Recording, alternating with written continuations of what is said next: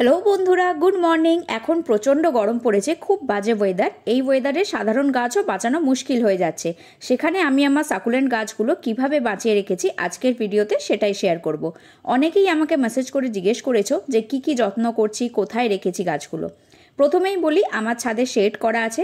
ছাদের একদম মাঝখানে পরপর আমার জারবেরা গাছগুলো থাকে।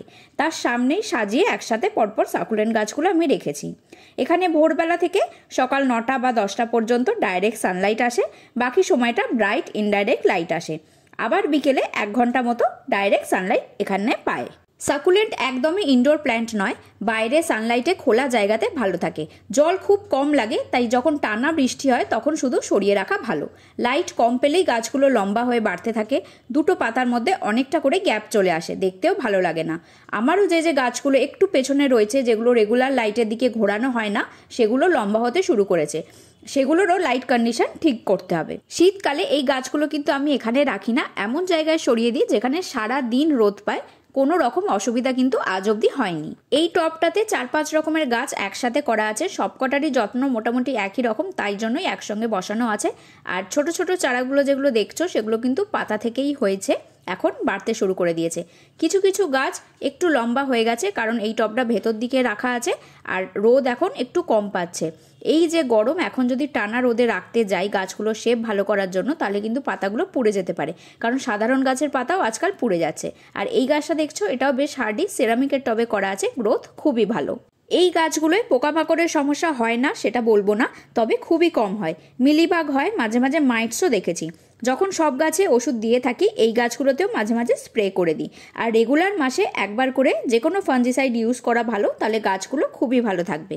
এই টবটাতেও অনেক রকমের গাছ একসাথে করেছি। এই যে গাছটা দেখছো, এটা ডাইরেক্ট সান পেলে আর ওয়েদার ঠান্ডা থাকলে ব্রাউন কালারের হয়।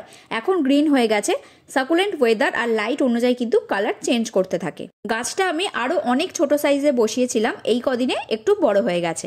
আমার সব গাছই মোটামুটি মাটির টবে করা। সয়েল মিডিয়াতে সিন্ডার আর অল্প ভার্মি কম্পোস্ট থাকে। কিছু ভ্যারাইটি যেগুলো খুব হার্ডি, আমাদের ওয়েদারে খুব ভালো হয়, সেগুলো নর্মাল মাটিতে আর বালি মিশিয়ে করা আছে। হার্ডি ভ্যারাইটিগুলো সারা বছরই কোনো যত্ন ছাড়াই খুব ইজিলি বেঁচে যায়, কিন্তু যেগুলো একটু আনকমন ভ্যারাইটি, সেগুলোরই একটু যত্ন লাগে, না হলেই কিন্তু ফাঙ্গাস অ্যাটাক হয়ে বা গোড়াতে জল জমে মরে যায়। সেই জন্যই আমি সিন্ডার সয়েল মিডিয়া হিসেবে ইউজ করি, যাতে জল একদমই জমে না।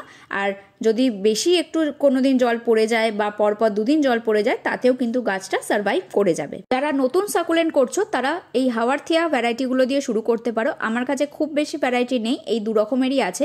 এগুলো কিন্তু খুব সহজে হয়, নর্মাল মাটিতেই হবে। দেখতেই পাচ্ছ, আমি একদম নর্মাল মাটি আর বালি, অল্প ভার্মি কম্পোস্ট দিয়ে গাছগুলো বসিয়ে দিয়েছি। খুব হেলদি আছে। হাওয়ারথিয়ারও অনেক আনকমন রেয়ার ভ্যারাইটি আছে, সেগুলোর যত্ন লাগে। কিন্তু এই যে কমন ভ্যারাইটিগুলো দেখছো, এইটা আর পেছনের গাছটা, এগুলোর কিন্তু কোনো রকম যত্ন লাগে না। তোমরা ইজিলি এই গাছগুলো দিয়ে সাকুলেন্ট করা শুরু করতে পারো। আমার কাছে এতদিন হাইব্রিড কালাঞ্চো ছিল না, এই নতুন কেনা শুরু করেছি। 2-3টে কালার আছে, আর একটা চারা গিফট পেয়েছি, মনে হয় সেটা অরেঞ্জ কালারের হবে। এই গাছগুলো কিন্তু সাকুলেন্ট জাতীয় গাছ হলেও যত্ন আলাদা। এগুলোর আমি মাটি আর সিন্ডার দুটো সয়েলেই ট্রাই করছি। 3টে গাছ এমনি মাটিতে করা আছে, আর এই যে ছোট গাছটা দেখছো, এটা সিন্ডার আর ভার্মি কম্পোস্ট মিশিয়ে আমি বসিয়েছি। এই গাছগুলোতে একদিন পরপর আমি জল দিই, মাটি শুকিয়ে গেলেই জল দিই, ওয়েট করি না।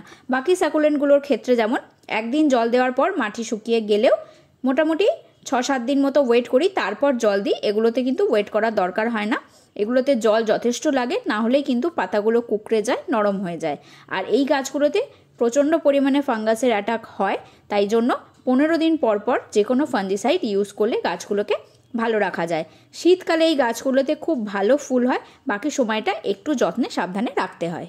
এটা হচ্ছে ভ্যারিগেটেড স্ট্রিং অফ হার্টস। এটার একটা নর্মাল গ্রিন ভ্যারাইটিও আছে, আমার কাছে শুধু এইটাই আছে। মোটামুটি 1 বছরের বেশি সময় ধরেই আছে। যখন কিনেছিলাম খুবই ছোট একটা ডাল ছিল, সেটাই আস্তে আস্তে বড় হয়ে যাচ্ছে। আর আমি গাছটা ঝোলানোর থেকে এরকম ছড়িয়ে বেশি রাখছি, তাতে আরও বেশি রুটস হচ্ছে আর আরও বেশি ডালপালা এখান থেকে বেরোচ্ছে। এটা কিন্তু এমনি কোকোপিট, একটু সিন্ডার, একটু ভার্মি কম্পোস্ট আর বালি মিশিয়ে করা আছে। এটার নিচে বাল্ব হয়, বাল্বগুলো থেকেই আবার নতুন নতুন চারা হয়। এই গাছটা কিন্তু মরে গেলে ভয় পাওয়ার কিছু নেই, নিচে এগুলোর বাল্ব থাকে। এবার এই যে গাছটা দেখছো, এটার নাম আমি স্ক্রিনে মেনশন করে দেব। আমার মনে হয় সুন্দর দেখতে সাকুলেন্টের মধ্যে এই ভ্যারাইটিটা আমাদের ওয়েদারে সবচেয়ে ভালো মানিয়ে নিয়েছে। আর নর্মাল মাটি বালিতেই এটা বসানো আছে, দেখতেই পাচ্ছ গ্রোথ কতটা ভালো আর কতটা সুন্দর হচ্ছে। এই তিনটে ভ্যারাইটি আমি যেগুলো পরপর দেখাচ্ছি, তিনটেই খুবই হার্ডি। এটা যেমন ডাল কেটে পাশে বসিয়ে দিয়েছি, দেখো নতুন চারা হয়ে গেছে। এই গাছটাও কিন্তু সহজেই ডাল থেকে হয়ে যায়, কোনো রকম অসুবিধা হয় না। আর এই গাছটাতে আজ অবধি আমি কোনো রকম পোকা দেখিনি আর ফাঙ্গাসের প্রবলেমও দেখিনি। ফুল সানলাইটেই এটা রাখা যেতে পারে, তাহলে কালারগুলো আরও সুন্দর হয়, অরেঞ্জ অরেঞ্জ কালার হয়ে যায়। আর এই গাছটাও খুবই হার্ডি, কিন্তু আমি এই বছর নতুন কিনেছি, তাই যতক্ষণ না এই গরমটা সার্ভাইভ করছে এটা নিয়ে আমি বেশি কিছু বলছি না।